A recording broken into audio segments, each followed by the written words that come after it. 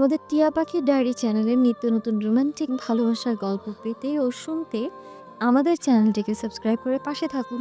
ধন্যবাদ। আমি কথা বলবেন না আপনি? একটা লাইন বলতে ৩ বার করে আটকে যাচ্ছেন। এত কষ্ট করে কথা বলতে হবে না আপনাকে। তুমি আমায় হৃদার হাত সারোয়ারের ঠোঁটে আলতো করে আটকে দেয়। মানা করেছি না? পরে ডক্টর এসে আমায় বকবে। ডাক্তার কি তোমাকে আমার কাছে আসতেও রেস্ট্রিকশন করে দিয়েছে?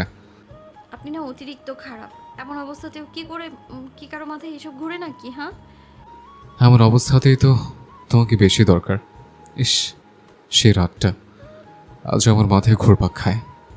হৃদা লজ্জায় লাল হয়ে যায়, সারোয়ারের হাতে চিমটি কাটে। সারোয়ার একটু হাসতে গিয়ে কোমরে টান খায়। এতে সে ব্যথাতুর শব্দ করে উঠলে হৃদা আতঙ্কিত হয়ে ওঠে। ব্যথা পেয়েছেন? কোথায়?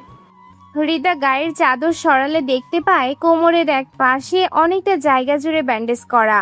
সারোয়ারের পরনে থাকা হাসপাতালের পোশাকটা কোমর থেকে উপরে উঠিয়ে রাখা। ইতিমধ্যেই সারোয়ারের আঘাতগুলো সম্পর্কে ডাক্তারের থেকে সব জেনে নিয়েছে সে। হৃদা ব্যান্ডেজের পাশে দিয়ে ছুঁয়ে দেয়। অনেক কষ্ট হয়েছে না? হুম পায়েও গুলি খেয়েছেন? হুম সব শুধু আপনার উপর দিয়েই কেন যায়? আরও তো অনেকে আপনার সাথে ছিল, তারা তো ঠিক আছে। আপনি কেন এত আঘাত পেলেন? হুম কি হুম হুম করছেন? তোমার টেনশন চালে দেখতে ভালো লাগছে। হৃদা গাল ফুলায়, পরক্ষণে অভিমান এক সাইডে রেখে বলে, খিদে পেয়েছে আপনার?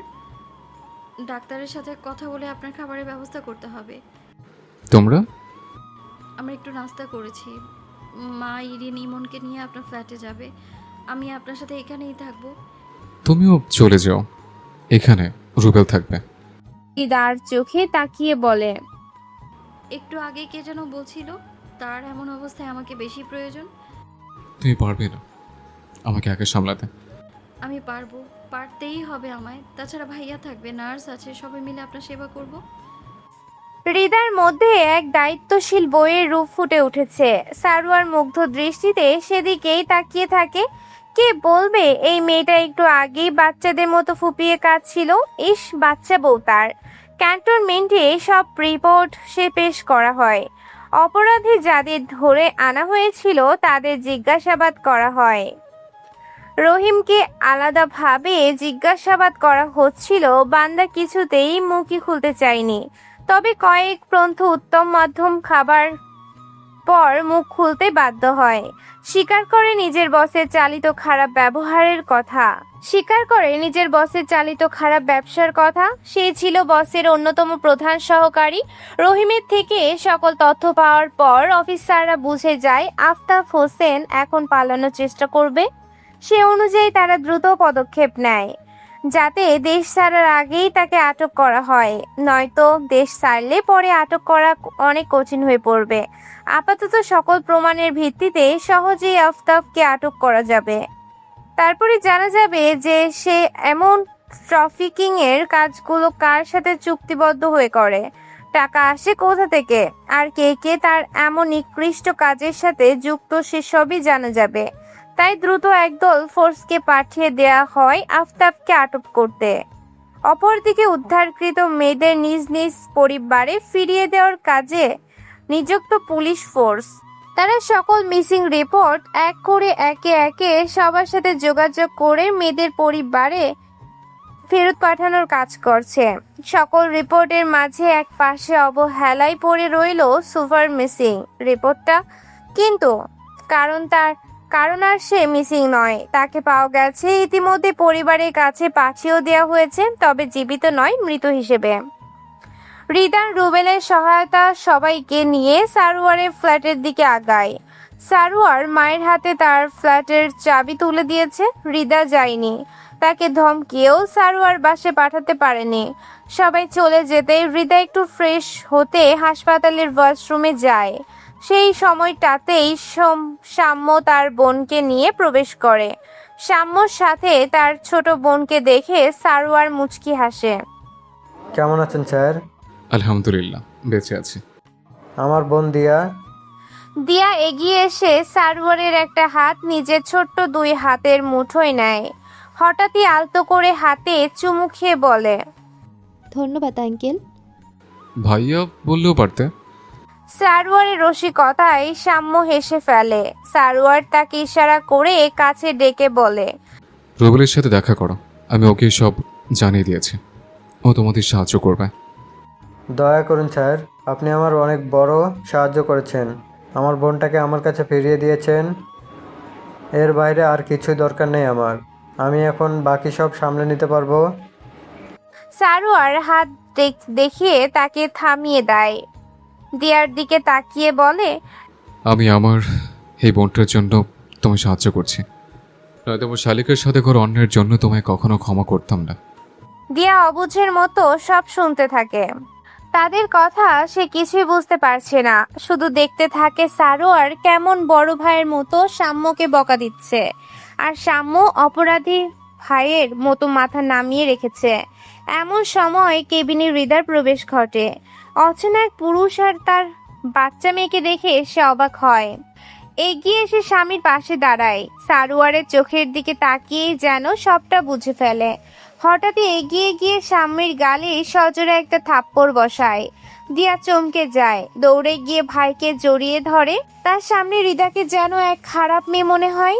সাম্য গালে হাত রেখে মাথা নামিয়ে রাখে। সে বুঝে গেছে তার এই থাপ্পড়ের কারণ। হৃদা স্বামীর দিকে তাকিয়ে নিচু কণ্ঠে বলে ওঠে, এটা আমার বোনকে কাঁদানোর শাস্তি।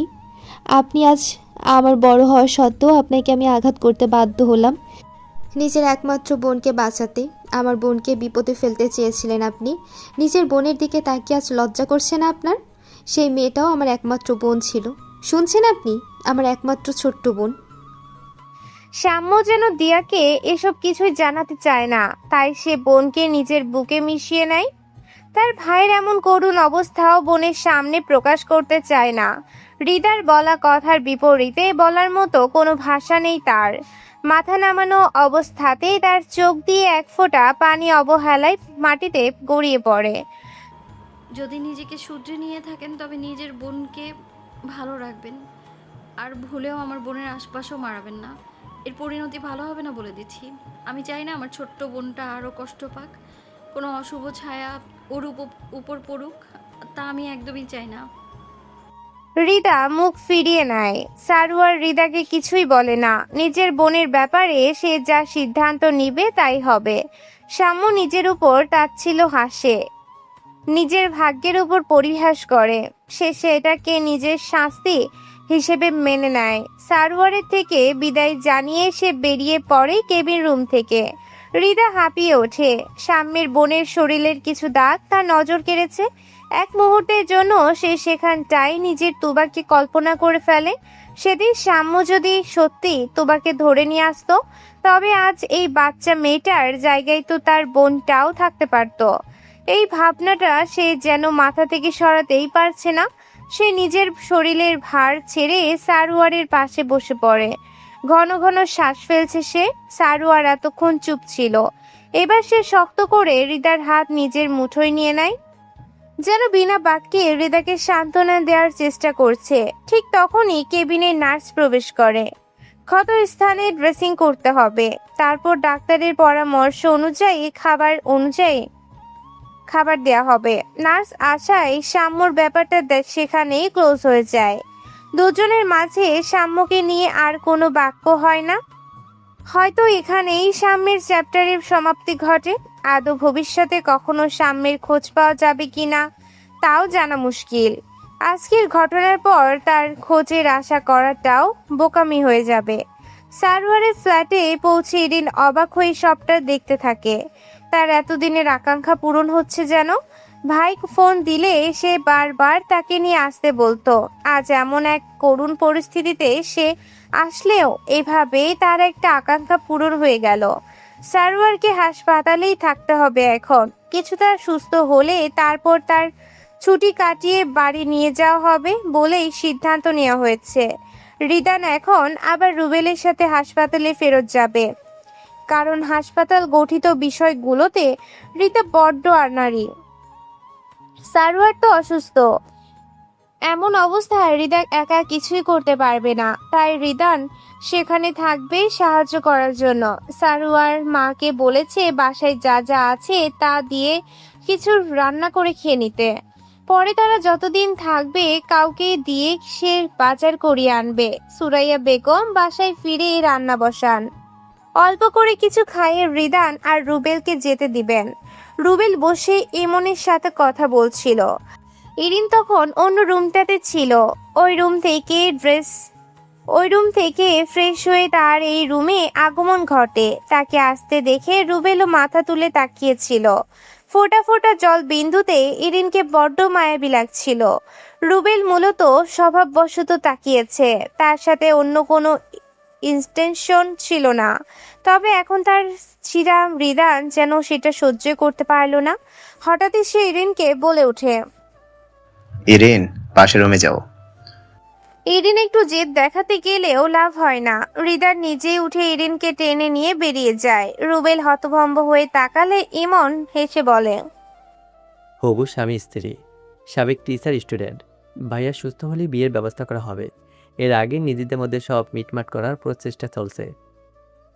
বাহ, ইন্টারেস্টিং তো। তোমার হবু দুলাভাই বড্ড পজিটিভ হবে কিন্তু। যাবো না আমার, ওকে এইভাবে টাইটে না রাখলে সামলানো দায় হয়ে পড়বে। বড্ড উড়নচন্ডী। নয়তো দেখেন, সমবয়সী হয়েও তাকে আমার বড় ভাইয়ের মতো দেখে রাখতে হয়। তবে বিষয়টা বাল্যবিবাহ হয়ে যাবে না? তা ঠিক। আচ্ছা, মেয়েরা যদি স্বামীকে আসলে বাঁধে, তবে ছেলেরা বউকে কোথায় বাঁধবে?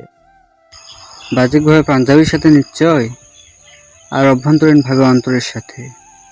ইমন হো হো করে হাসে। হঠাৎ রুবেল একটা ব্যক্তিগত প্রশ্ন করে বসে, তোমার বোনের হৃদয় হিল্লে হয়ে গেল, তোমার কি হবে? তা আছে নাকি বিশেষ কেউ? ইমন উদাস হয়ে যায়।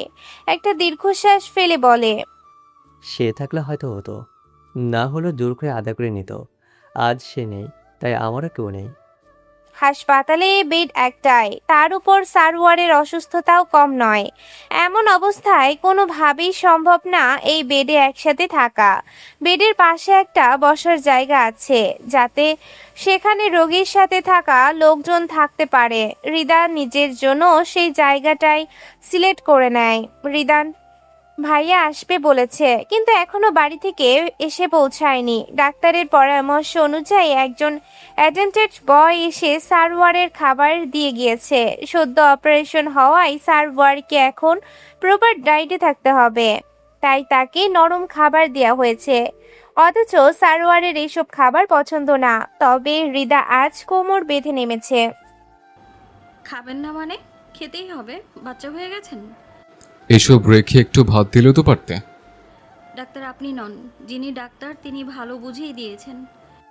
হৃদাকে এমন রণচণ্ডী রূপে দেখে সারোয়ার অবাক হয়, পাশাপাশি খুশিও হয়। বইয়ের হাতের যত্ন কার না ভালো লাগে। খাইয়ে দাও। ইস, সুযোগের সদ্ব্যবহার না। দাঁড়ান, একটু উঁচু হতে হবে আপনাকে। হৃদা সারোয়ারের পাশে বসে আগে বালিশটা বিছানার সাথে হেলান দেয়, তারপর এই শক্তপোক্ত দেহের লোকটাকে জড়িয়ে ধরে সেই বালিশে হালকা হেলান দিয়ে বসায়। এই অল্প কাজ করতে হৃদার বড্ড পরিশ্রম হয়। যদিও সারোয়ার নিজেও হাতে ভর দিয়েছে, তবুও হৃদার এমন কাজের সুযোগ হাতছাড়া করতে চায়নি।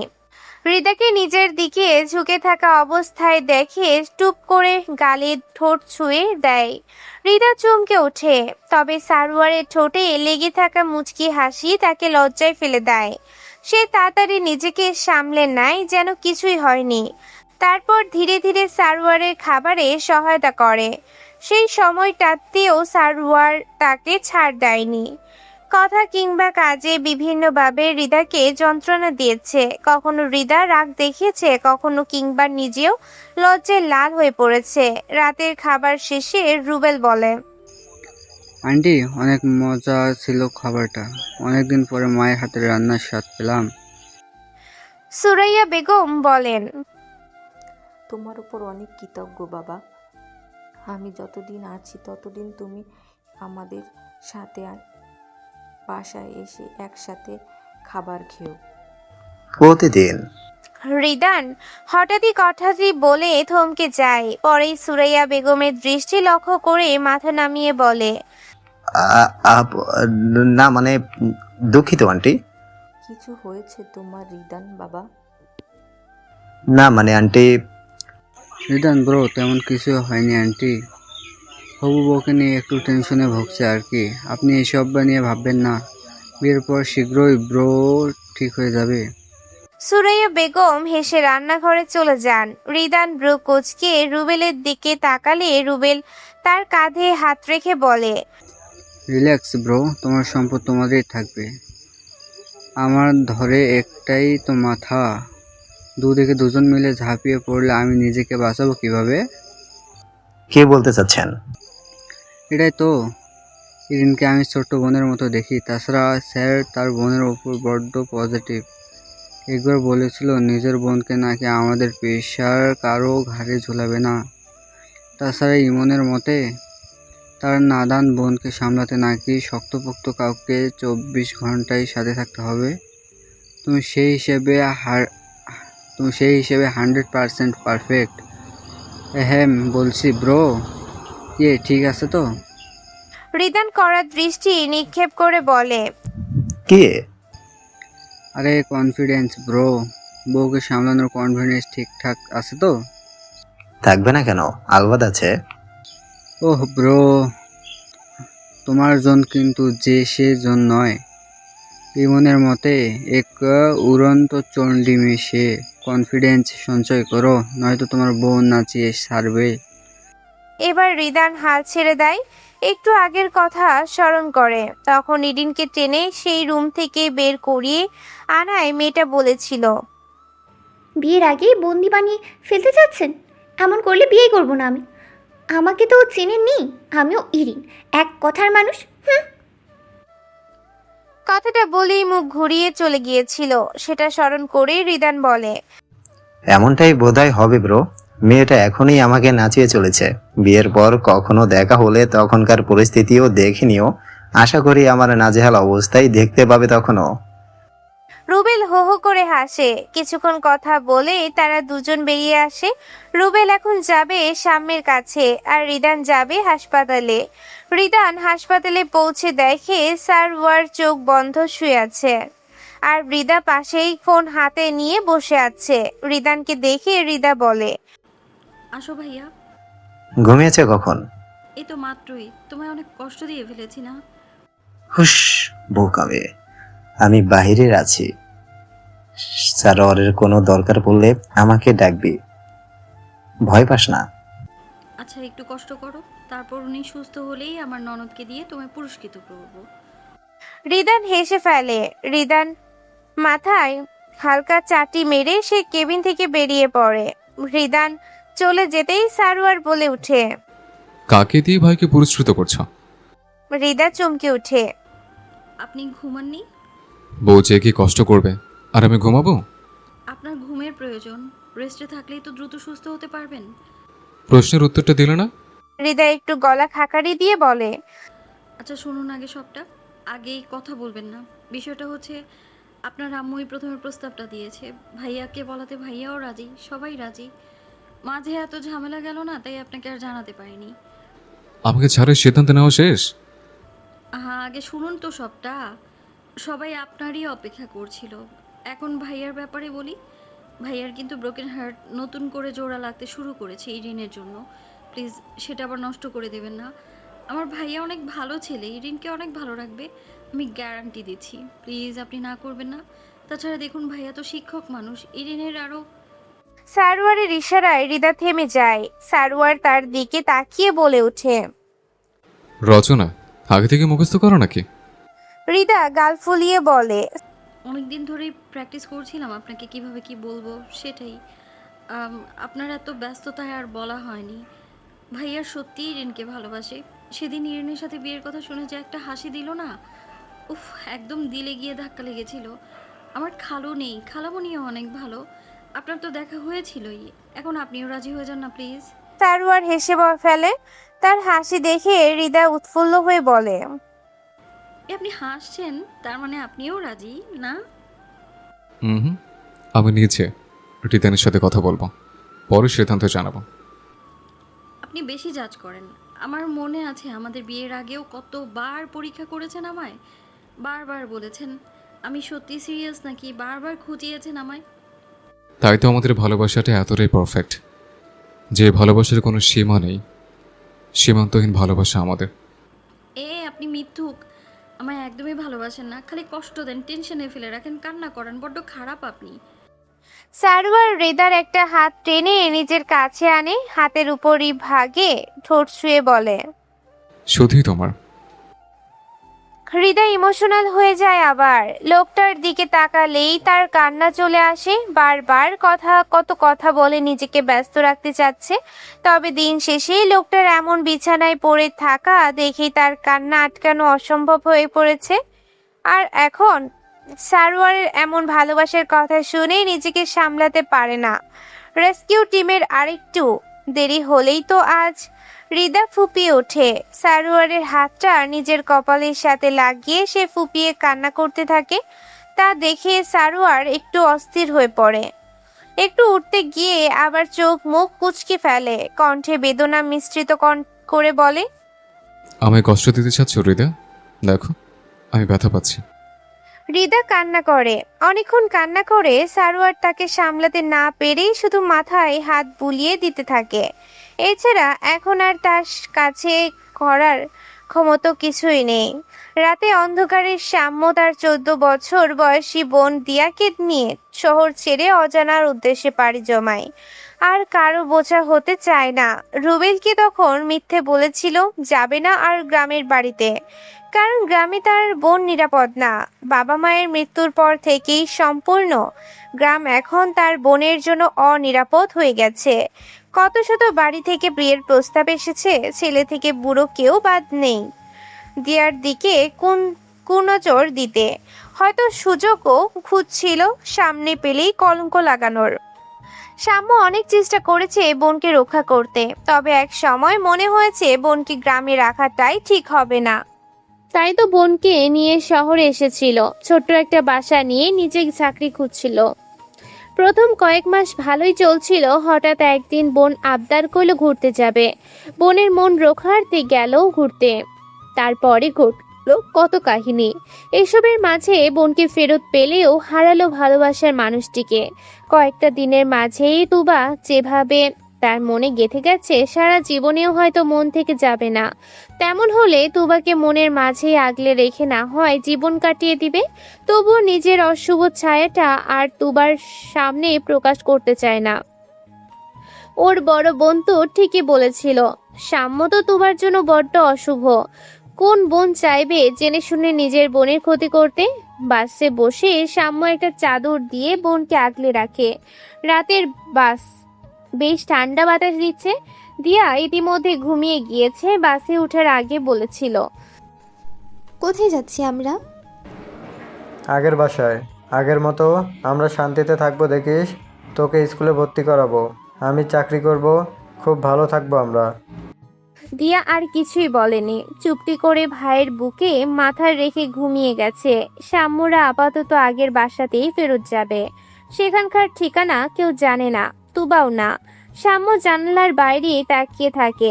অন্ধকার রাস্তা একের পর এক ফিকে লাইট পেছনে পড়ে যাচ্ছে। ঠিক তার জীবনের মতোই বুকের ভেতরটা হঠাৎ কেমন মোচড় দিয়ে ওঠে। তুবা কথা স্মরণ করে সাম্য মনে বলে ওঠে, ভাগ্য আমাদের সহায় হলো না তুবা, তোমার আমার আলাদা হওয়ার ছিল। ভালো থেকো তুমি। দেখো, দেখা হবে আমাদের আবার। তখন যেন তোমার আমি সর্বোচ্চ সুখে দেখতে পারি, সেই আশাতেই থাকি। বিদায়, আমার না হওয়া প্রিয়তমা। অপরদিকে বারান্দায় বসে রাতের আকাশের দিকে আনমনে তাকিয়ে আছে তুবা। না, এখনো ভোলা সম্ভব হয়নি সেই পাপী পুরুষটাকে। কিছুদিনের জন্য জীবনে এসে তার সম্পূর্ণ জীবনটাকে এলোমেলো করে দিল। সাম্যর কথা এত মনে পড়ে কেন? কোথায় সে তো মনে করলো না। সেদিন যে এতবার কল করলো ভাইয়ের খবর নিতে, তারপরও খবর নিল না। ভেতর থেকে একটা দীর্ঘ নিঃশ্বাস বেরিয়ে আসে। তুবা আনমনে ফিসফিসিয়ে বলে ওঠে, যে চলে যেতে চায় তাকে আটকে রাখার কোনো মানেই নেই। সে যদি পারি ভুলে যেতে তবে আমিও পারবো ভুলে যেতে। তোমাকে আমি পুরোপুরি ভুলে যাব শাম্মু, দেখিয়ে দিব তোমাকে ছাড়াও আমি ভালো থাকতে পারি। সারাটা রাত ভালোই কেটে যায়। সারোয়ারের আর রাতে কোনো প্রয়োজন হয়নি। সকালে ঘুম ভাঙলে দেখে হৃদা তার পাশে বেডে মাথা হেলিয়ে ঘুমিয়ে আছে। নিশ্চয়ই খুব কষ্ট হচ্ছে মেয়েটার। সে হাত উঁচিয়ে আলতো করে হৃদার মাথার চুলে হাত বুলিয়ে দিতে থাকে। হৃদা ঘুমের মাঝে একটু নড়ে চড়ে বসে। মাথায় হাত বুলানোতে আরাম পেয়ে হৃদা সারোয়ারের হাতটা টেনে গালের সাথে লাগিয়ে ঘুমিয়ে যায়। সকাল সকাল নার্স আসে রোগীর পরিস্থিতি চেক করতে, তারপর ড্রেসিং করে খাবার দিয়ে যাবে। নার্স এসে দেখে রোগী জেগে আছে আর রোগীর সাথে থাকা মানুষটি ঘুমাচ্ছে। দেখে মনে হবে যেন রোগী উল্টো পাহারা দিচ্ছে। তার উপর হৃদার ঘুমানোর স্টাইল দেখে নার্সটির বেশ হাসি পায়। নার্সকে হাসতে দেখে সারোয়ার একটু লজ্জা পায়। হৃদার গালের নিচে থাকা হাতটি অল্প নাড়িয়ে হৃদাকে ডাকতে থাকে। হৃদা ওঠো, নার্স এসছেন। হৃদা একটু নড়ে চড়ে বসে। সারোয়ারের আরো কয়েকবার ডাকের পর সে হুড়মুড়িয়ে উঠে বসে।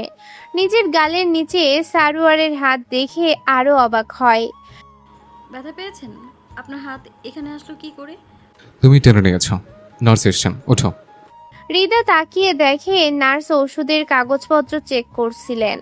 মুখে তার মুচকি হাসি লেগেই আছে। হৃদা সারোয়ারের দিকে তাকিয়ে দেখে সারোয়ার একটু বিব্রত বোধ করছে। হৃদাও একটু লজ্জা পায়। রোগী সামলাতে এসে নিজেই উল্টো ঘুমোচ্ছিল। নার্স ড্রেসিং করার জন্য ওষুধপত্র গোছাচ্ছিল। তখন সারোয়ার হৃদাকে নিচু কণ্ঠে বলে, ওয়াশরুমে যাব, সাহায্য করো। হৃদা টেনশনে পড়ে যায়। এই বিশাল দেহী পুরুষটাকে সে কিভাবে নিয়ে যাবে? দাঁড়ান, রিদান ভাইয়াকে ডেকে আনি। লাগবে না, তুমিই ধরো, পারবো। আমি পারবো না, পরে কোমর ভেঙে নিজেই রোগী হয়ে পড়ে থাকবো। কথা কম বলবেন, চুপচাপ বসুন, আমি ভাইয়াকে ডেকে আনছি। হৃদা কেবিন থেকে বেরিয়ে যায় রিদানকে ডেকে আনতে। ভেতরে থাকা নার্সটি তখন হেসে বলে, আপনার ওয়াইফ বড্ড সুইট স্যার। ধন্যবাদ। ওয়াইফকে ভয় পান নাকি? দেখতে ছোট হলো, তেজ তো ভালোই। আপনার মতো একজন মেজরকেও চুপ করিয়ে দিল। সারোয়ার অল্প হেসে বলে, মেজরের ওয়াইফ সে, মেজরের থেকে বেশি পাওয়ারফুল। রিদান বাহিরে করিডোরেই ছিল। রাতে তেমন ঘুম হয়নি। ভেতরে হৃদা একা কিভাবে সামলাবে সেসবেরই টেনশন করছিল। এক প্রকার লেগেই ছিল কোনো দরকার পড়ে যদি সেই ভেবে। সকালে উঠে সম্পূর্ণ হাসপাতাল একবার ঘুরে এসেছে। একটু হাঁটাহাঁটিও হলো, সম্পূর্ণ হাসপাতাল ঘোরাও হলো। হৃদা তাকে ডাকতে আসলে হৃদা দেখে রিদান বাহির থেকে আসলো মাত্র। বাইরে কেন তুই? কোনো দরকার? আসো তো, উনি ওয়াশরুমে যাবেন, আমাকে বলে একাই ধরে নিতে। আমি কি অত শক্তিশালী নাকি? দেখা যাবে কোমর ভেঙে পড়ে আছি। রিদান হেসে তার নাকটা টেনে দেয়। তারপর কেবিনে গিয়ে দেখে সারোয়ার উঠে বসার চেষ্টা করছে আর নার্সটি সাহায্য করছে। হৃদা তো দেখে এক প্রকার তেড়ে যায় সেদিকে। নার্সটি সেদিকে ছিল।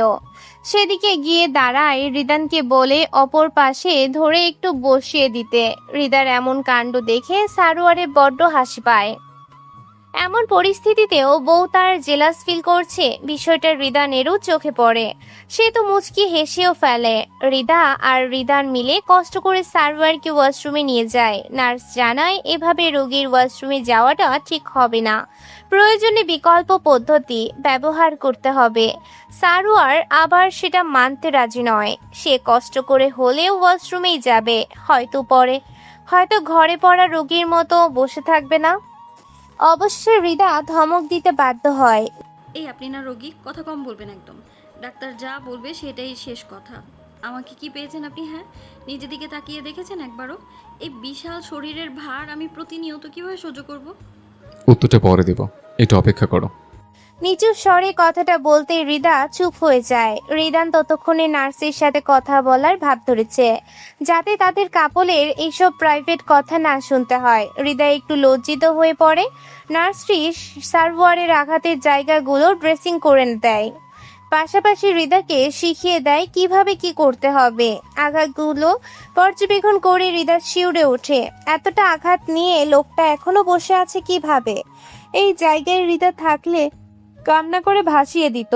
সেবার সামান্য আঘাতেই যা অবস্থা করলো, সেখানে সারোয়ার আঘাত তো আরো বিশাল।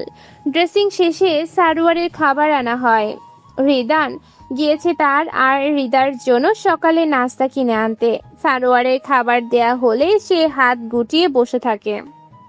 খাবার খান। খাইয়ে দাও।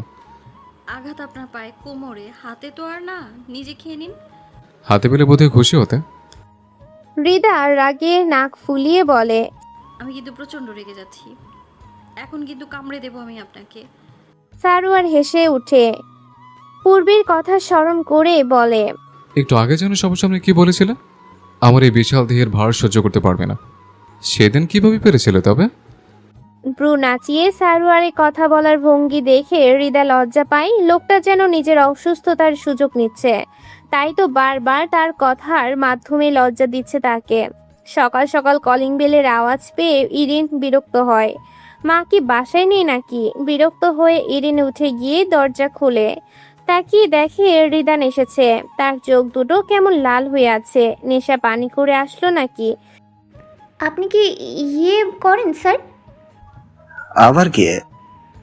আরে নেশা আর কি। আস্তাগফিরুল্লাহ, মাথা খারাপ নাকি তোমার? সরো সামনে থেকে। ইরিন পিছিয়ে যায়। হৃদান রুমে প্রবেশ করে কাউকে না দেখে বলে, বাকিরা কোথায়? জানি না, আমি মাত্র ঘুম থেকে উঠলাম। তাহলে ভেতর থেকে দরজা আটকেছে কে? আমি বোধহয় ঘুমের ঘরে আটকে রেখে আবার গিয়ে ঘুমিয়ে গিয়েছিলাম। হৃদান যেন বিশ্বাস করলো না। সে ভিতরে গিয়ে সম্পূর্ণ ঘর চেক করে, তারপর নিশ্চিন্ত হয়ে নেয়। কিন্তু এভাবে একা একটা মেয়ের সাথে খালি ঘরে থাকা ঠিক হবে না। আগে জানতে পারলে আরো পরে আসতো। হৃদান উল্টো ঘুরে চলে যেতে নিলে ইরিন বলে ওঠে, কোথায় যাচ্ছেন আবার? বাইরে যাচ্ছে, আন্টি আসলে ফোন করো, পরে আসবো। আমি একা ভয় পাই। এতক্ষণ তো একাই ছিলে, তখন ভয় পাওনি? তখন তো ঘুমিয়েছিলাম, এখন জেগে আছি, ভয় লাগবে। সম্পূর্ণ খালি ঘর, কেমন গা ছমছম করে। আর সাথে একটা পুরুষ মানুষ থাকলে ভয় পাবে না? ইরিন কিছু না বুঝেই বলে ফেলে, এতে ভয় কি আছে? বরং সাথে কেউ থাকলে ভূত আসবে না, আমার ভয়ও করবে না। হৃদান হঠাৎই দরজার কাছে গিয়ে দরজা আটকে দেয়। তারপর সোজা ইরিনের দিকে এগিয়ে আসে। ইরিন চমকে ওঠে। সে এতটাও বাচ্চা নয় যে কিছুই বুঝবে না। হৃদান এসে তাকে সোজা দেয়ালের সাথে আটকে দেয়। মাথার দুপাশে হাত রেখে আটকে কেমন অদ্ভুত গম্ভীর কণ্ঠে বলে, তুমি কি অবুঝ, নাকি অবুঝের মতো ভাব করো ইরিন? কি করেছি আমি? এখন আমি না এসে সেই রুবেল আসলেও কি সেম কথাই বলতে? কেন বলবো? এটা তো আপনি বলেই বললাম।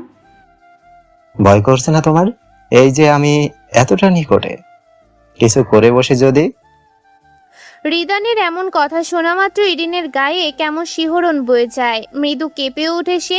হৃদান সে সবই টের পায়। তবে ইরিনকে ভড়কে দিতে ধীরে ধীরে মুখটা এগিয়ে আনে। ইরিন চোখ খিচে বন্ধ করে ফেলে। সে অনুভব করতে পারছে হৃদান তার অনেক কাছে চলে এসেছে। কিছু কি সত্যি করে ফেলবে? আটকাতে হবে তো তবে কানের কাছে হৃদানের গরম নিঃশ্বাস অনুভূত হচ্ছে। তখনই হৃদানের কণ্ঠ ভেদ করে বেরিয়ে আসে অতি পরিচিত কিছু কথা। মাথা মোটা বলত মেয়ে কোথাকার। ইরিন চোখ মেলে তাকায়। হৃদান তার মাথায় একটা গাঁট্টা মেরে বলে, অসভ্য বেয়াদব মেয়ে তুমি। বিয়ের প্রস্তাব দিলাম তখন সিদ্ধান্ত জানালে না, এখন খালি করে ডাকছো কেন? লজ্জা করে না তোমার? এই মেয়ে, কি ভেবেছো তুমি? তোমার মতামতের তোয়াক্কা করি আমি? বিয়ে তো আমি তোমাকেই করছি, শুধু তোমার ভাইয়ের সুস্থ হওয়ার অপেক্ষা। দরজাটা আটকে না। কথাটা শেষ করে হৃদান দরজা খুলে বেরিয়ে যায়। ইরিন বড় করে নিঃশ্বাস ফেলে। এতক্ষণ যেন দম আটকে বসেছিল। হৃদান যেতেই সে তাড়াতাড়ি দরজা আটকে নেয়। রুমে গিয়ে বিছানায় উল্টো হয়ে শুয়ে পড়ে। ইস, এত লজ্জা লাগছে কেন? এমন লজ্জা পেলে তো স্যারকে আর ঘোরানো যাবে না। তার তো ইচ্ছা আরো কিছুদিন এমনি ঘুরিয়ে তারপর বিয়েতে সম্মতি জানাবে। এর আগে এত লজ্জা পেলে তো প্ল্যান ভণ্ডুল হয়ে যাবে। মাকে ফোন করে জানতে পারে তিনি এমনকে নিয়ে বাজারে গিয়েছেন। তা শুনে ইরিন একটু রাগ করে। তিনি বলেন, এই রিদান আসবে বাসায়, ওকে খাবার দিয়ে পাশের রুমে থাকতে দিস। সারা রাত ঘুমায়নি ছেলেটা, ঘুমাবে একটু। এখন আসছে বলতে উনি এসে উল্টো ঘুরে চলেও গিয়েছে।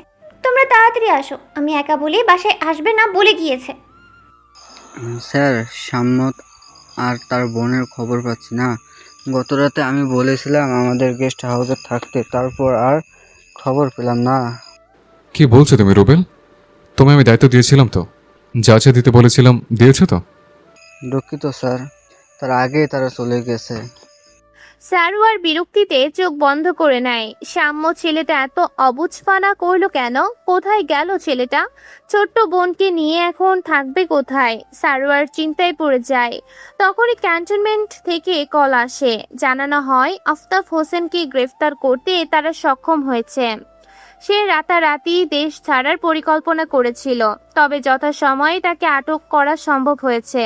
সারোয়ার যেহেতু এই অপারেশনের অন্যতম মেজর ছিল, তাই তাকেও সকল তথ্য জানানো হয়। এখন আফতাবকে জেরা করলেই সকল তথ্য বেরিয়ে আসবে। যারা এসব কুকর্মে লিপ্ত থাকে তারা একে অপরের সাথে কানেকশনে থাকে, তাই আশা রাখা যায় আফতাবের থেকে বাকি ক্রিমিনালদেরও পরিচয় পাওয়া যাবে। এসব নিয়ে কথা বলার পর্যায়ে রিদা চুপচাপ বসেছিল। রুবেল আসার সময় কিছু ফ্রুট এনেছে সারোয়ারের জন্য। রিদা সেসবই কেটে রুবেলকেও খেতে বলে। তবে স্যারের সামনে রুবেল প্রফেশনালিজম বজায় রাখতে চায় না। তার তথ্য দেয়া শেষ হলে সে চলে যায়। এখন তাকে ক্যান্টনমেন্টে যেতে হবে। আফতাবকে জিজ্ঞাসাবাদের সময়টাতে সেও সেখানে উপস্থিত থাকবে। রুবেল চলে যেতে রিদা বলে, ভালো হয়েছে সাম্য লোকটা চলে গিয়েছে, এখন অন্তত আমার বোনটা ভালো থাকবে। সারোয়ার একটু রাগী দৃষ্টি নিক্ষেপ করে বলে, মাথা ঠিক আছে তোমার? প্রেমটা কি সাম্য একাই করেছিল নাকি তোমার বোনও সাথ দিয়েছিল তাতে? এখন সাম্যকে একে কেন দোষ দিচ্ছ বারবার? রিদা চমকে উঠে বলে, আপনি সেই ছেলেটার জন্য আমার উপর রাগারাগি করছেন? মেজর সাহেব, সাম্য ছেলেটা খারাপ ছিল, ও আমার বোনকে কিছু করেছে কি? করনি তো, আগে কেন দোষারোপ করছো? তাহলে কি সাম্যর কিছু করার অপেক্ষা করতাম? আমার বোনের ক্ষতি হওয়ার অপেক্ষা করতাম? আপনি পাগল হয়ে গেছেন? সাম্যকে তার জন্য আমার সাথেও খারাপ ব্যবহার করছেন আপনি? মাথা ঠিক আছে আপনার? শাট আপ রিদা, চুপ করো, আমার আর ভাল লাগছে না এসব। সারোয়ার ঘন ঘন শ্বাস ফেলতে থাকে। একটু চেঁচিয়ে কথা বলায় এখন শ্বাস নিতে সমস্যা হচ্ছে। রিদা ভয় পেয়ে যায়। তাড়াতাড়ি করে উঠে তাকে পানি খাওয়ায়। পানি খেয়ে সারোয়ার নিজেকে শান্ত করে। কিছুক্ষণ থেমে পুনরায় বলে ওঠে, আমি জানি না কেন আমার এমন মনে হচ্ছে, তবে সাম্য ছেলেটা খারাপ নয় রিদা। আমার কথাটা শোনো, একটু বোঝো। ও তোমাকে ভালোবেসেছিল বলেই তোমার ক্ষতি করতে পারেনি। তুমি একটু চিন্তা করে দেখো, তার একমাত্র ছোট্ট বোনটা একদল সন্ত্রাসীদের হাতে আটক ছিল। তাকে টাস্ক দেওয়া হয়েছিল নিজের বোনকে ফিরে পেতে আরেকজনের সর্বনাশ করতে। এমন পর্যায়ে কোনো ভাইয়ের মাথায় ঠিক থাকে বলতে পারো? সে কাজটা না করলে তার বোনকে সারা জীবনের জন্য হারাতো। কিছুটা থেমে পুনরায় বলে, সাম্যরও মাথা ঠিক ছিল না। সে বোনের চিন্তায় এমন একটা কাজে জড়িয়ে পড়তে গিয়েছিল, কিন্তু শেষ পর্যায়ে ঠিকই নিজেকে সামলে নিয়েছে। তুমি জানো, ছেলেটা নিজেকে শেষ করে দেওয়ার পায়তারা করেছিল। ভেবেছিল বোনকে আর ফেরত পাবেই না, আর না পেলে নিজেকে শেষ করে দেবে। কি ভয়ঙ্কর সিদ্ধান্ত নিয়েছিল ভাবতে পারছো? এই ছেলেটাকে তুমি খারাপ বলছো কিভাবে? যে ভালোবাসার কথা ভেবে নিজেকে খারাপ কাজ থেকে সরিয়ে নেয়, তার ভালোবাসার পরিমাণ তো অনুধাবন করতে পারছো হৃদা? রিদা কিছুই বলতে পারে না, শুধু মাথা নিচু করে রেখে চোখের পানি ফেলতে থাকে। চোখের সামনে ভাসে দিয়ার মায়াময় মুখখানি। এতক্ষণ সে নিজের বোনের কথায় চিন্তা করেছিল, একবারও মাথায় আসেনি এই বাচ্চা মেয়েটা অমন খারাপ জায়গায় কিভাবে এতদিন সারভাইভ করলো। সে এবার ফুপিয়ে উঠে বলে, আমি ভুল বুঝেছি, মাফ করুন আমায়। সাম্যের খোঁজ পাওয়া যাবে না বলুন? আমি তো ওনাকে মেরেছি, বড় ভাইয়ের মতো লোকটাকে আমি আঘাত করেছি। আমাকে ক্ষমা করবেন না উনি? মেজর সাহেব, ওনাকে খুঁজে বের করুন না, আমি ক্ষমা চাইব ওনার কাছে। বৃতা, শান্ত হও, আমি চেষ্টা চালাবো। তবে একটা জিনিস জানো তো, যে হারিয়ে যায় তাকে খুঁজে পাওয়া সম্ভব, তবে যে নিজে থেকে লুকিয়ে পড়ে তার তাকে খুঁজে পাওয়া কখনোই সম্ভব হয় না। আপনি কি বলতে চাচ্ছেন? শ্যামু নিজে থেকে লুকিয়ে পড়েছে? সে আমাদের আর দেখা দিতে চাচ্ছে না? এটা তো আমাদের কথাতেই না। আমি খারাপ, আমি কেন ওনাকে চলে যেতে বললাম? হৃদা, নিজেকে দোষ দেওয়া বন্ধ করো। তুমি তোমার বোনের কথা চিন্তা করে এমনটা করেছো। এখানে তোমারও কোনো দোষ নাই। কান্না করবে না। সাম্য যদি নিজে থেকে দেখা দিতে চায় তবে তাদের আমি অবশ্যই খুঁজে পাবো। হৃদা এখনো মাথা নিচু করে বসেছিল। সারোয়ার একটা দীর্ঘশ্বাস ফেলে বলে, এদিকে আসো হৃদা, আমার কাছে বসো। হৃদার মাঝে কোনো হেলদোল দেখা যায় না। এতে সারোয়ার উঠে বসতে গিয়ে একটু ব্যথা পাওয়ার ভঙ্গি করে। এতে হৃদা চমকে উঠে তাড়াতাড়ি তাড়াহুড়ো করে এগিয়ে আসে। কোথায় ব্যথা পেয়েছেন? একা একা উঠে বসতে গেলেন কেন? অনেক ব্যথা পেয়েছেন? ডক্টর ডাকবো? বুকে ব্যথা বউ? তোমাকে কাঁদতে দেখলে আমার বুকের মধ্যেখানে ভীষণ ব্যথা হয়। এই ব্যথা তুমি ছাড়া কেউ কমাতে পারবে না। হৃদা নাক টেনে বলে, মিথ্যে অভিনয় করে আমায় ডেকে আনলেন না? হুম, সত্যি ব্যথা। একটু স্বামীকে আদর করলে কি হয়? নেহাত অসুস্থ হয়ে বেডে পড়ে আছে। নয়তো কি এখনো এমন দূরে দূরে থাকতে পারতে নাকি? দূর থেকে আর কষ্ট দিও না আমায়। কাছে এসে একটু আদর দাও। হৃদা ঠোঁট উল্টে তাকায়, তবে পরক্ষণই সারোয়ারকে অবাক করে দিয়ে তার কপালে ঠোঁট ছোঁয়ায়। পরপর দু গালে ঠোঁট ছুঁয়ে ঠোঁটে ঠোঁট ছোঁয়ায়। সারোয়ার আঁকড়ে ধরে তাকে। এতক্ষণে যেন শান্তি ফিরে পেল। হৃদার স্বামীর বুকে মাথা রাখে, খুবই সাবধানে, যাতে তার আঘাতে আর কোনো চাপ না লাগে। সারোয়ার আস্তে করে বইয়ের মাথায় হাত বুলিয়ে দিতে থাকে। সারোয়ার তার অফিসারের সাথে কথা বলে। ক্যান্টনমেন্ট থেকে তাকে ছুটি দেয়া হয়। সম্পূর্ণ 1 মাসের ছুটি পায় সে। অপারেশনটার অন্যতম লিডে সে থাকলেও আরও অন্যান্য মেজররাও ছিল। তাই এই কেসের বাকি বিষয়টুকু তারাই সামলে নিবে। যেহেতু সারোয়ার আঘাতপ্রাপ্ত, তাই তার ব্রেস্টের প্রয়োজন। তাছাড়া সে আগেই ভাবছিল এবার মাসখানিকের ছুটি কাটাবে। তাই এই সুযোগের হাতছাড়া করা ঠিক নয়। বিয়ের পর বউ পরিবারকেও সময় দেওয়া হয়নি। তাছাড়া আরও বড় বড় কিছু কাজও আছে। সব মিলিয়ে সারোয়ারের জন্য এই ছুটিটুকুই গুরুত্বপূর্ণ। ছুটি পাওয়া মাত্র সে ডাক্তারের সাথে কথা বলে ডিসচার্জের ব্যবস্থা করতে বলে। তবে তার আঘাতটা যেহেতু একটু গুরুতর, তাই তাকে এখনই ছুটি দিতে রাজি হয় না। অন্তত আরও 2 দিন ডাক্তারের অবজারভেশনে থাকতে হবে। সব ঠিকঠাক দেখে তারপর আর তার ছুটির ব্যবস্থা করা হবে। এতে সারোয়ার একটু বিরক্তও বটে। এইভাবে শক্তপোক্ত একজন পুরুষ হয়েও হাসপাতালে অসুস্থের মতো পড়ে থাকা বড্ড কষ্টকর। তাই সে ডাক্তারকে একটু মানানোর চেষ্টা করে। তবে ডাক্তার একটু ব্রু কুঁচকে কিন্তু শান্ত গলায় বলে, মিস্টার সারোয়ার, এখনও অসুস্থ আপনি? এই অবস্থায় তাড়াহুড়া করে ডিসচার্জ নেওয়া মোটেই ঠিক হবে না। আপনার ইনজুরিগুলো বাইরে থেকে যতটা হালকা মনে হচ্ছে, ভিতরে কিন্তু ততটা নয়। আমরা যদি এখন আপনাকে ছাড়ি, পরে জটিলতা হলে সেটার দায় কে নেবে বলুন তো? একটু থেমে ফাইলটা উল্টে দেখে আবারও বলেন, অন্তত আরও 2 দিন আপনাকে অবজারভেশনে থাকতে হবে। নিয়মিত ড্রেসিং, ঔষধ আর রেস্ট, এই 3টা জিনিস একটু অবহেলা করা যাবে না। আপনি আর্মির অফিসার, নিশ্চয়ই ডিসিপ্লিনের গুরুত্ব বোঝেন। নিজের শরীরের ক্ষেত্রেও একই ডিসিপ্লিন মেনটেন করুন। সারোয়ার মুখে থমথমে করে বসে থাকে। ডাক্তার হৃদার দিকে তাকে মৃদু হেসে বলেন, আর মিসেস, আপনি খেয়াল রাখবেন রুগী যেন বেশি নড়াচড়া না করে। জেদ করলে কিন্তু একদম শুনবেন না। ডাক্তার তার পরামর্শ দিয়ে চলে যান। ডাক্তার চলে যেতে হৃদা মুখ চেপে হেসে বলে, শুনলেন তো? জেদ করলেও শুনবো না কিন্তু। সারোয়ার কপাল কুঁচকে তাকায়, গম্ভীর থাকার ভান করে বলে, তুমি তো এমনিতেই শোনো না, এখন আমার লাইসেন্সও পেয়ে গেলে। হৃদা ব্রু নাচিয়ে বলে, অবশ্যই, এখন থেকে আপনি আমার ফুল টাইম রোগী, বুঝলেন? ডাক্তাররা যত ওষুধ দিক, আমার আসল ওষুধ তো তুমি বউ। বাসায় চলে গিয়ে বিশেষ ওষুধ সেবন করলে আমি দ্রুত সুস্থ হয়ে যাব। দেখো। চুপ, আর ভালোবাসা দেখাতে হবে না, এখন আমি যা যা বলবো সব শুনতে হবে।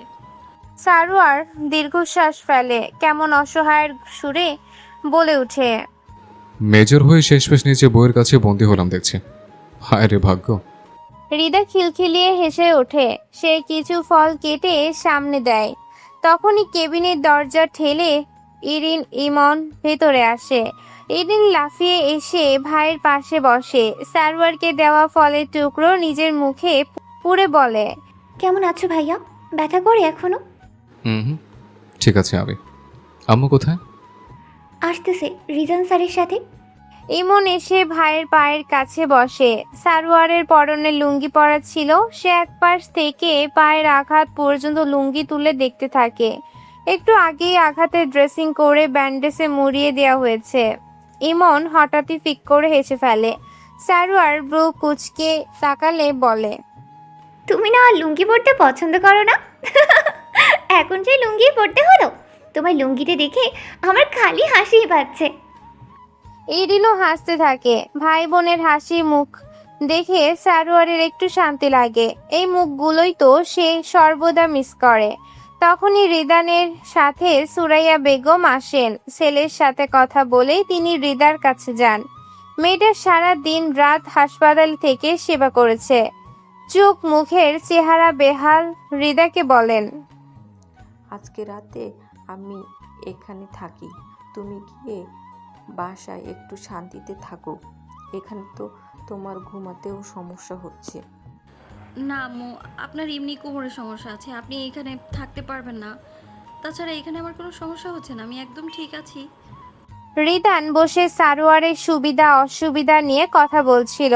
তখন পাশে বসে ইরিন ইমনকে বলছিল এখানকার সুন্দর সুন্দর জায়গাগুলোর কথা। সে নাকি ফোনে দেখেছে এখানে কত সুন্দর সুন্দর ঘোরার জায়গা আছে। তার অনেক ইচ্ছা ছিল এসব জায়গা ঘুরে দেখার, কিন্তু ভাইয়ের অসুস্থতার জন্যই পারছে না। তার আফসোসের কথা সারোয়ারের কানেও আসে। তাই সে রিদানকে বলে, রিদান, এটা কাজ করতে পারবে? বলুন ভাইয়া। আসলে আমি তো অসুস্থ, তাই পারছি না। আমি রুবেলকে বলে দেব তুমি আম্মু ইরিন ইমনকে নিয়ে একটু আশেপাশে ঘুরিয়ে আনো। মেয়েটার অনেক শখ এখানকার জায়গাগুলো ঘুরে দেখার।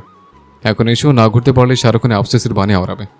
জানোই তো ইরিন কেমন। রিদান হেসে ফেলে। ঠিক আছে ভাইয়া, আপনি ভাববেন না, আমি সাথে থেকে আশপাশটা ঘুরিয়ে আনবো। হৃদয় থেকে সবটা শুনেছি আমি, সিদ্ধান্ত কিন্তু এখনো জানাই নেই। আর এটা নিশ্চয়ই জানো আমার সিদ্ধান্ত ছাড়া আমার পরিবারে কিছুই হবে না, তাই সাবধান থাকবে।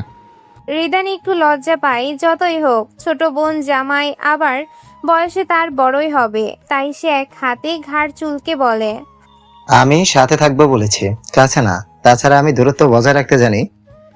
তোমার লাইফে নাকি ট্র্যাজেডিও ছিল শুনলাম। রিদান একটা শ্বাস ফেলে বলে, ভুলে গেছি আমি কিসের ট্র্যাজেডি ছিল, তাও ভুলে গেছি। আমার অতীত আমার ভবিষ্যতে প্রভাব ফেলবে না, কারণ আগেও আমি মধ্যবিত্ত ফ্যামিলির ছিলাম, এখনো তাই আছে।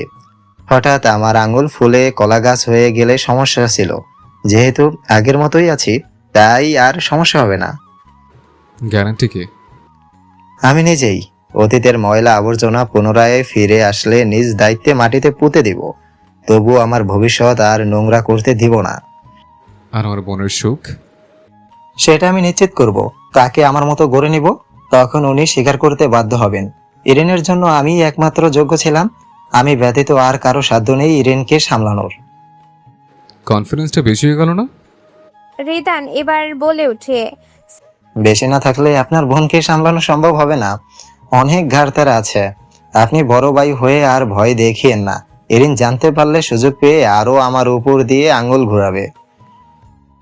ভাই হিসেবে বোনকে প্রাধান্য দেওয়া আমার কর্তব্য নয় কি? সেভাবে দেখতে হলে আমি তো ভুল করে ফেললাম। আমার বোনের বিয়ের আগে আমারও উচিত ছিল ভালোভাবে ইন্টারভিউ নেওয়ার। যেহেতু আমি কোনো বাধা দেইনি, আপনারও দেওয়া উচিত নয়। সারোয়ার এতক্ষণে হেসে ফেলে। আসলে আঙ্গুলটা নিজের দিকেই ঘুরে আসলে থেমে যেতেই হয়। তবে এইটুকু কথোপকথনে এটা সে বুঝে গেছে, ইরিনকে সামলানো রিদান ছাড়া আর কারোর কাম্য নয়। আপাতত ছুটি হোক, বাড়ি ফিরুক। যেহেতু ইরিন ছোট, তাই বিয়ের বাঁধনে বেঁধে রাখা ভালো হবে। কাবিন করিয়ে রাখা হবে, তারপর এইচএসসি শেষ হলে বিয়েটা হবে। আর রইল ইমন, তার হাতে এখনো অনেক সময় আছে। ছেলে মানুষ সে, তাকে প্রতিষ্ঠিত হতে হবে, তারপর তার ব্যবস্থা করা হবে। আপাতত যেভাবে যা আছে চলতে থাকুক। সারোয়ার সম্পূর্ণ কেবিনের দিকে তাকায়। একপাশে মা আর বউ কি সব নিয়ে গল্প করছে, অন্যদিকে ইরিন ইমন দুটো বসে খুনসুটি করছে, কি সব নিয়ে হাসাহাসি করছে। আর রিদানও সেদিকেই তাকিয়ে আছে। এমন সুখী পরিবারের অংশ দেখে সারোয়ারের একটা কথাই বলতে ইচ্ছে করে। জীবন সত্যিই সুন্দর। আজ মারা গেলে সুন্দর হাসিখুশি মুহূর্তগুলো পরখ করা হতো না। এই হাসিখুশি মুখগুলো, ছোট্ট ছোট্ট সুখগুলোই তো জীবনের অংশ। এই সুখের মুহূর্তগুলো আছে বলেই তো জীবন এতটা সুন্দর। ক্যান্টনমেন্টের জিজ্ঞাসাবাদ রুমে আফতাবকে জিজ্ঞাসাবাদ করা হয়। প্রথমে সে কিছুই স্বীকার করতে চায় না, উল্টো নিজের সম্মান প্রতিপত্তির কোয়ারাই করেছিল। তবে তার সম্মানটাই তার বিরোধিতা করে। তাছাড়া সে বুঝে গেছে ইতিমধ্যে তার সমস্ত অবৈধ কাজকর্মের তথ্য তারা পেয়ে গেছে। সে এখান থেকে তার পার পাবে না, তাই সে সব স্বীকার করতে বাধ্য হয়। তবে তার দেওয়া তথ্যসমূহ সবই ঝাপসা ছিল। জানা যায় বিদেশের কোনো এক মাফিয়ার সাথে তাদের চুক্তি ছিল। আশেপাশের কয়েকটি দেশের সাথে সেই মাফিয়ার যোগাযোগ আছে। তাদের যোগাযোগের প্রধান কারণ এই হিউম্যান ট্রাফিকিং। আফতাব সহ এই নেটওয়ার্কে সংযুক্ত সবারই কাজ হলো তাদের মাল সাপ্লাই দেওয়া।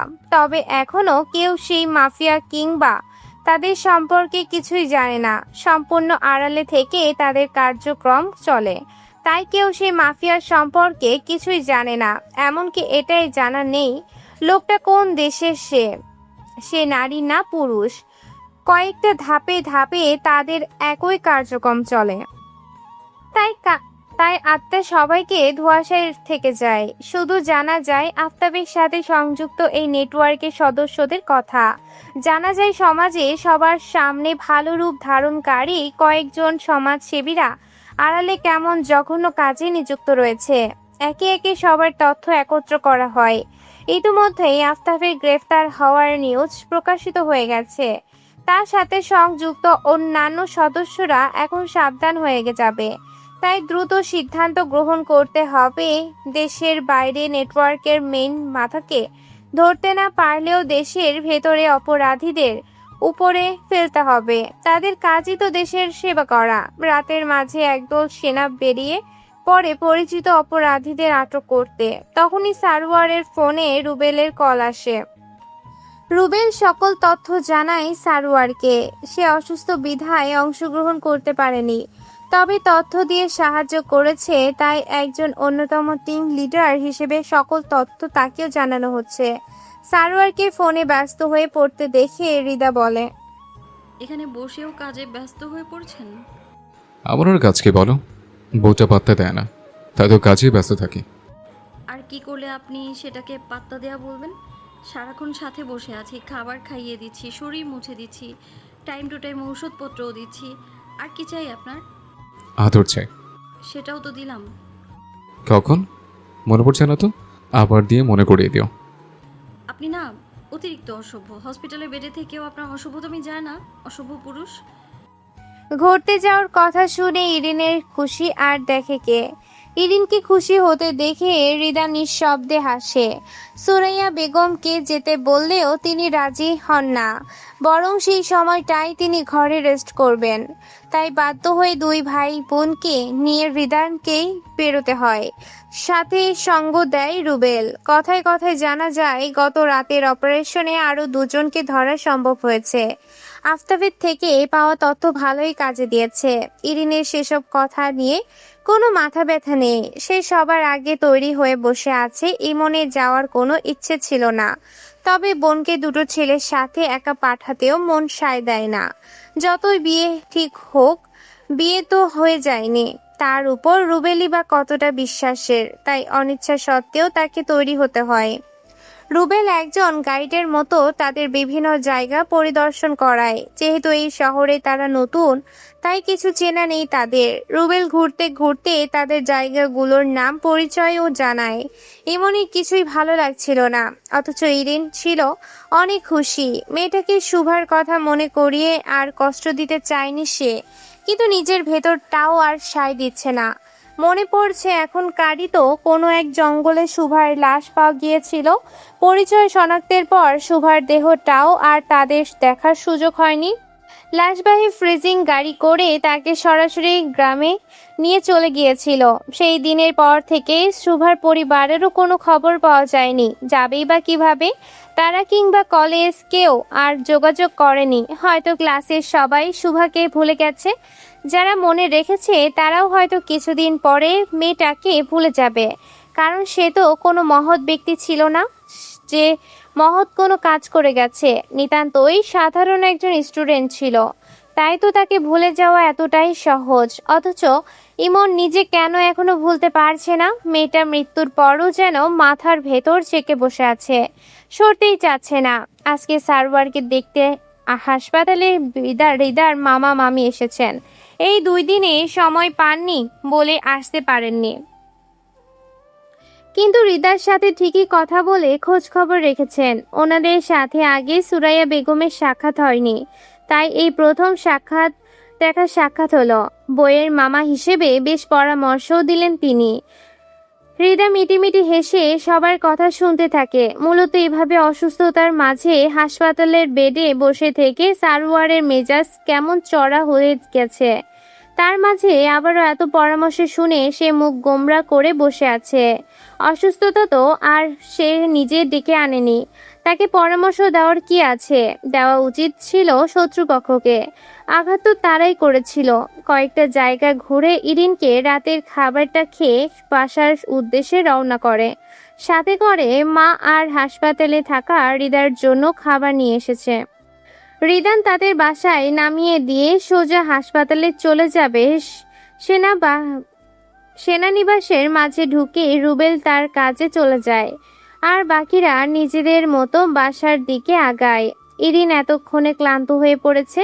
তার যত উৎফুল্লতা নাচানাচি ছিল সব শেষ। এখন সে ভদ্র মেয়ের মতো ভাইয়ের হাত ধরে এগিয়ে যাচ্ছে আর কত শত প্যাচাল পারছে।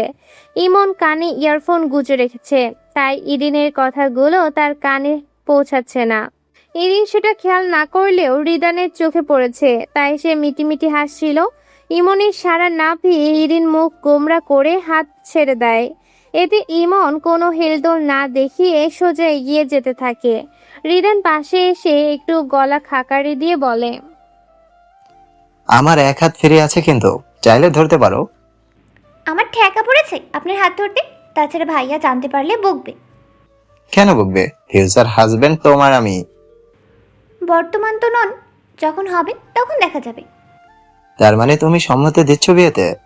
আর সম্মতি না দিলেই বাকি আমি জোর করে হলেও তোমায় নিজের করে নিতাম। ইস, লজ্জা করছে না ছাত্রী কি এসব বলতে? আমি না আপনার ছাত্রী হই? কিসের ছাত্রী?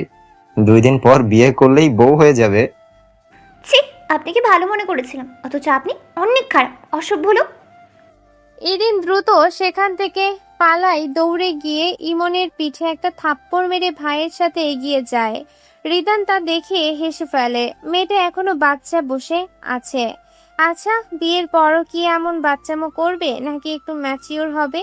দেখতে দেখতে 2 দিন পর হয়ে যায়। ডাক্তারের পরামর্শে সারওয়ারের ডিসচার্জের ব্যবস্থা করা হয়। ডিসচার্জের খবর পেয়ে যেন সারওয়ার খুব খুশি হয়ে যায়। এতদিনে বাসায় একটু আরামে থাকতে পারবে। ডাক্তারের পরামর্শে ওসব উল্টাপাল্টা খাবার রেখে মন মতো খাবার খেতে পারবে। সারওয়ারের খুশি মুখ দেখে হৃদা হেসে ফেলে। সব গোছ গাছ করে ফেলেছে সে। CMH এর গাড়ি করে সোজা সারওয়ারকে বাসায় পৌঁছে দেওয়া হবে। একজন মেজর হিসেবে তাকে একটু আলাদাটাই সম্মান দেওয়া হবে। আর সেই গাড়িতে করে রুবেলও সাথে আসবে। সারওয়ারের সাথে একই গাড়িতে হৃদাও থাকবে। আর রিদান বাকিদের নিয়ে আলাদা চলে আসবে বলেই সিদ্ধান্ত নেওয়া হয়। বাড়ি ফিরেই সারওয়ার স্বস্তির নিঃশ্বাস ফেলে। রুবেলকে ইমনের সাথে ইমনের রুমে পাঠানো হয়েছে। সবাই সোজা বাসে চলে আসে। খবর পেয়ে হৃদার পরিবারও বাসে চলে আসে। একে একে সবাই সারওয়ারকে দেখে যায়। সবার সাথে কথা বলা শেষ হলে সারওয়ার হৃদাকে ডেকে বলে, দরজা আটকে দিয়ে আসো। কী সব পাগলের মতো কথা বলছেন? বাইরে কত মানুষ আছে, আর সেখানে আমি আপনার সাথে দরজা আটকে বসে থাকবো? হ্যাঁ, থাকবে। আমার অস্বস্তি ফিল হচ্ছে। কথার অবদ্ধ হবে না হৃদা। হৃদা দরজা আটকে এসে আসতেই সারোয়ার তাকে নিজের কাছে নিয়ে আসে। হৃদাকে বুকে জড়িয়ে ধরে বলে, এখন বড্ড প্রশান্তি ফিল হচ্ছে। এতক্ষণ এত মানুষের মাঝে তোমাকে না পেয়ে ভেতরটা ফেটে যাচ্ছিল। অসুস্থ হয়ে ঘরে পড়ার পর থেকে না আপনি বেশি অসভ্য হয়ে পড়েছেন। সারোয়ার অস্বীকার না করে বলে, বউ সারাক্ষণ সামনে সামনে ঘুরলে সব জামেরে একটু অসভ্য হয়ে যায়। আমি ওর ব্যতিক্রম না। এইভাবে দুষ্টুমি করতে করতে একসময় হৃদা সারোয়ারের বুকেই ঘুমিয়ে যায়। তাকে আগলে রেখে সারোয়ারও ঘুমিয়ে যায়। এই কয়দিনে ঠিকমতো ঘুম হয়নি কারোর। সারোয়ারের আঘাতগুলো এখন মোটামুটিভাবে ভালো হয়ে আসছে। নিয়মিত ড্রেসিং আর ওষুধ চলতে থাকলে শীঘ্রই ভালো হয়ে যাবে বলে আশা করা হচ্ছে। হৃদার শ্বশুর বাড়িতে তুবা চুপচাপ বসেছিল। ইরিন গিয়েছে গোসল করতে, আর বড়রা বসে গল্প করছে। তুবাকে মনমরা হয়ে বসে থাকতে দেখে রুবেল এগিয়ে আসে। তুবার পাশের সোফায় বসে গলা খাকারি দিয়ে বলে, আপনি কি হৃদা ভাবের ছোট বোন তুবা? তুবা একটু চমকে ওঠে। তার ভাবনার মাঝে কখন যে রুবেল এসে পাশে বসেছে সে টেরই পায়নি। জি, আপনি? স্যারের টিমের সদস্য, স্যারের সাথে এসেছি। তুবা চুপ করে থাকে। সে তো এমনিও একটু চুপচাপ স্বভাবের। সে শুধু নিজের পরিবার আর হৃদার কাছেই বেশি ফ্রি থাকে। তবে তার এই চুপচাপ থাকা দেখে রুবেলও একটু সংকোচ করে বসে। তারপর হঠাৎই মুখ ফসকে বলে ওঠে, আপনি কি সাম্যের কথা ভাবছেন? তুবা বিস্মিত চোখে তাকায়। রুবেল আমতা আমতা করে বলে, না, মানে সাম্যের পরিচয় জানতে গিয়ে আপনার বিষয়েও জানতে পেরেছে। যেহেতু সাম্য এতদিন আমার কাছেই ছিল, তাই সকল বিষয়ে জানা আছে আমার। তার উপর আমি বেশিরভাগ স্যারের সাথেই থাকতাম। তুবা সামনে ফিরে তাকায়। পুনরায় সব শান্ত হয়ে যায়। কিছুক্ষণ পরে তুবা মুখ ফুটে বলে, সাম্য, ওর বোন কেমন আছে? এখন কেমন আছে জানি না, তবে দুদিন আগে যখন দেখেছি তখনও ভালোই ছিল। এখন? পালিয়েছে চোরের মতো। আপনার দুলাভাই বলেছিল সাম্যকে কিছু একটা করতে সাহায্য করবে, তবে ছেলেটা রাতারাতি উধাও হয়ে গেল। সাথে সাথে করে বোনটাকে নিয়ে গেল। না জানি কোথায়, কেমন আছে এখন। বেইমান তো, বোনকে ফেরত পেয়ে বেইমানটা পালিয়েছে। রুবেল একটু গলা খাকারি দেয়। তুবা হঠাৎই রাগ দেখিয়ে বলে, বেইমানটাকে চিনতে পারেননি আপনারা, আটকে রাখলেন না কেন? না জানি ছাড়া পেয়ে আবার কোন মেয়ের ক্ষতি করে বসে। আমি ভাগ্য গুণে ছাড়া পেয়েছি। এসব বেইমানদের কোনো বিশ্বাস নেই। ভালোবাসেন না আপনি তাকে? তুবা থমকে গিয়ে রুবেলের দিকে তাকায়। আমি বললাম তো সবটাই জানি আমি, তাই জিজ্ঞেস করলাম। না বললে জোর করছি না। বাসি না, আমার কি ভালোবাসার মানুষের অভাব নাকি যে একটা বেইমানকে ভালোবাসতে যাব? একটু ভালোবাসি না আমি তাকে। তুবা উঠে চলে যায়। রুবেল একটা দীর্ঘশ্বাস ফেলে মেয়েটার কথা বলার সময়ও তার চোখে ছলছল করা পানিটুকু তার নজরে এসেছে। সাম্যের ফোন তাদের কাছে জব্দ ছিল। সেদিন অপারেশন শেষে ফোন নেয়ার সময় কি ভেবে সাম্যর ফোনটাও হাতে তুলেছিল। সেখানে প্রিয়তমা নামের নাম্বার থেকে বেশ কয়েকবার কল আসতে দেখেছিল। তারপর বিভিন্ন ব্যস্ততায় সাম্যকে আর জিজ্ঞাসা করা হয়নি। এখন তো আরো সম্ভব না। তবে সাম্য একটা বড় ভুল করে ফেলেছে। ওর উচিত হয়নি এভাবে লাপাত্তা হয়ে যাওয়া। উচিত ছিল তুবা মেয়েটার মুখোমুখি হয়ে ক্ষমা চাওয়া। তাতে হয়তো তাদের সম্পর্কে কিছুটা উন্নতি হতেও পারত। সময় তার আপন গতিতে চলমান। সময়কে আটকে রাখার সাধ্য কারণ নেই। রুবেল সেবার 3 দিন থেকেই চলে গিয়েছিল। তারপর মাঝে মাঝেই সারোয়ারের সাথে ফোনে যোগাযোগ করে খবর রাখে। ইমন আর ইরিনের কলেজ ভালোই চলছে। মাসখানেক পরেই তাদের ফার্স্ট ইয়ারের ফাইনাল এক্সাম। সেটা নিয়ে কারোর কোনো মাথা ব্যথা নেই। ইরিন তো আরো চিল মুডে বসে আছে। মাঝে মাঝে রিদানকে ফোন করে বলে, ও স্যার, প্রশ্ন ফাঁস করে দেন প্লিজ।